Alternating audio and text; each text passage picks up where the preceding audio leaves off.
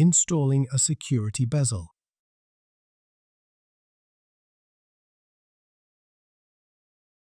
Although the security bezels used with the ThinkSystem V4 1U, 2U, and 4U rack servers are different sizes, the replacement procedures are identical. An SR850 V4 is used in this video for demonstration purposes. If the key is on the inside of the security bezel, remove it.